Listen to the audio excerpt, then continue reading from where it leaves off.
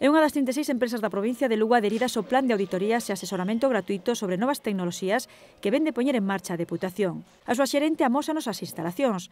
É o xeito convencional de facelo, pero os tempos cambian e moitos clientes asómanse doutro xeito. Todos os clientes quieren tener unha idea del producto que se van a encontrar cuando van a llegar al hotel. E que para adaptarse aos tempos as novas tecnoloxías son vitais.